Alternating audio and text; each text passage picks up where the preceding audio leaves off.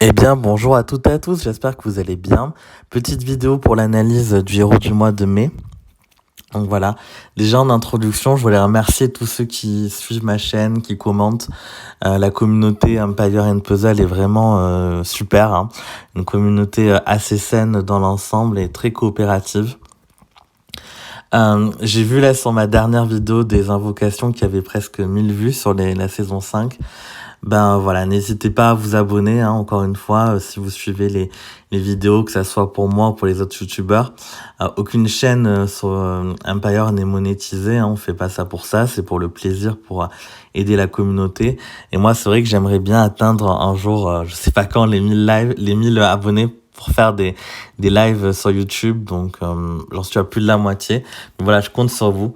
Si chaque personne de la vidéo des invocations s'est abonnée, je serai plus très loin. Donc voilà, introduction terminée. Passons à l'analyse de Kara. Donc il y a un héros jaune, 802 de puissance, donc on est plutôt pas mal sur la puissance. Ça progresse de mois en mois de 1 point, il me semble. Classe paladin, donc on peut suspecter déjà un héros plutôt défensif. 2 passifs sont présents. Résistance aux effets négatifs contre les effets négatifs de défense et défense élémentaire.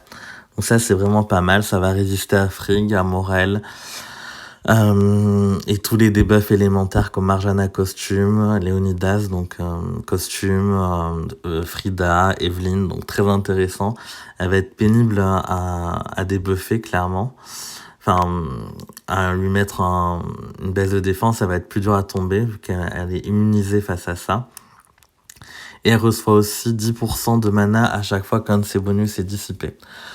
Bon là c'est un peu plus gadget, pour moi c'est moins clé que l'autre passif. Le premier passif est meilleur et beaucoup plus utile dans plus de cas. Voilà. 751 d'attaque, 762 de défense et 1437 de points de vie. Des statistiques qui pourraient difficilement être plus équilibrées, qui sont dans une bonne moyenne, pas la moyenne haute, hein, parce que on n'est pas sur un héros qui a 825 de puissance. Donc quand je compare à Khonshu, à Sobek ou à d'autres héros plus récents, on n'a pas de stats à 800 et une autre à 750. Donc elle est un peu en dessous, mais ça reste des bonnes stats. Protection de la guerrière. Le lanceur reçoit provoquer qui empêche les ennemis d'utiliser les compétences spéciales sur les alliés du lanceur pendant 4 tours.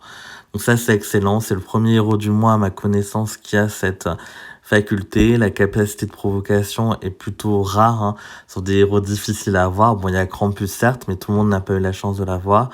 Il y a Ludwig, il y a Reine de cœur, il y a Chevalier noir, en 5 étoiles, hein.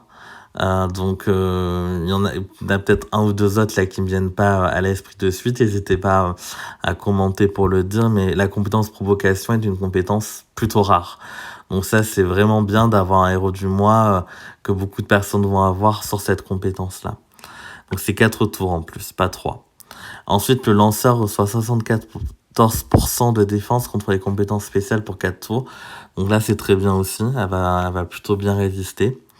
Tous les alliés sauf le lanceur. C'est dommage. Pourquoi le lanceur ne reçoit pas, mais c'est comme ça. 34% d'attaque pendant 4 tours. Donc ça, c'est top en défense, en attaque. Et là, pareil, c'est une des seules en jaune, hein. Il y a très peu de boosters d'attaque, à part Kelani costume, mais c'est un 3 étoiles. Il n'y avait aucun booster d'attaque, donc ça manquait. Comme il n'y a aucun booster de tuiles jaunes pour l'instant. Est-ce que ça viendra par la suite? Je ne sais pas, mais voilà. Et ensuite, lien élémentaire octroie 10% de défense à tous les alliés sacrés pendant 4 tours. Cet effet ne peut pas être purifié. Elle est de compétence, du coup, de vitesse mana moyenne, donc avec une troupe mana 23, ou alors 17 si vous lui mettez l'emblème mana de la classe paladin qui est de 2%, elle gagnera une tuile, ou alors si vous lui mettez une troupe magique jaune 17, ou alors une troupe magique jaune 11 avec l'emblème mana, elle peut gagner une tuile. Donc maintenant on a plusieurs possibilités, hein, avec ces différentes troupes.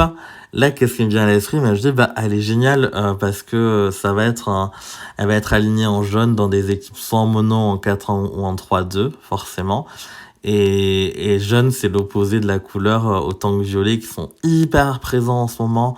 Donc je pense qu'elle va être très utile déjà face à Alfric, parce que si vous la déclenchez avant, avec provoquer, Alfric ne la touchera que elle. Elle pourra également augmenter l'attaque, donc se débarrasser des tanks violets plus aisément. Je pense au Poulpe, je pense à Ludwig. Donc ça, c'est hyper positif. Ensuite, ça s'arrête pas juste à l'attaque et défense, je la trouve très polyvalente pour les tournois. Vous avez vu tous les boosts qu'elle donne pour booster de bonus. Elle va être excellente. Pour bataille sanglante, elle va être excellente à provoquer. Pour la ruée aussi, elle sera pas un contre total, mais un contre en partie à Alfric. Donc là, pour les tournois, excellente. Et pour les titans, excellente, parce que c'est la seule qui fait ce boost d'attaque. Donc je vais pas m'épancher hyper longtemps sur ce héros. Moi, je suis complètement convaincu. Si je l'ai, j'en monte au moins une. J'ai que Krampus qui fait provocation actuellement. Sur mon petit compte, j'ai même pas Krampus. Je crois que j'ai aucun héros qui fait provoquer en 5 étoiles. Donc la montée, l'emblémé, c'est sûr je vais le faire. Est-ce que je vais la limite breaker? Je pense pas.